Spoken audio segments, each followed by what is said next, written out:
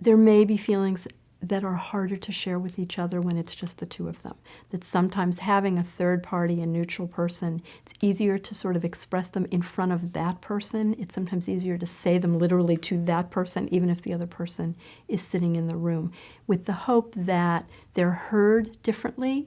That sometimes when it's just the two of them, there are lots of assumptions and lots of expectations, and it's very hard to hear. And having a third person to create a space where there's some time to say, let's just hear from each person, and then we can all look at it together, can be very helpful, and usually, hopefully, creates a safe space where a person feels that they can say something that's too hard to say directly because they just don't know what kind of response they're going to get.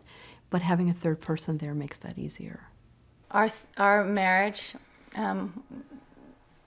was a tremendous priority for both of us because caring for a sick and dying child really needs two parents who are working well together, and the key to that was therapy.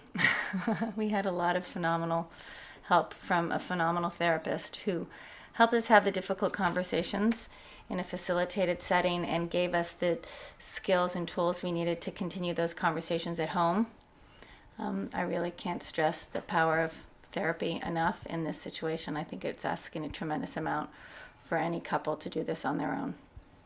In terms of our marriage, one of the things that we learned through being able to talk to a professional about this is that every individual responds to grief and to stress differently, and that can create a huge amount of tension. I do think that there is a lot to be said for the family grief counseling. I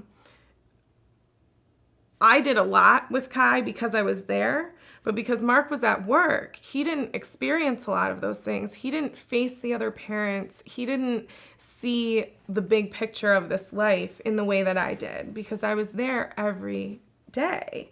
So I think he was able to kind of distance himself from some of that reality. And had there been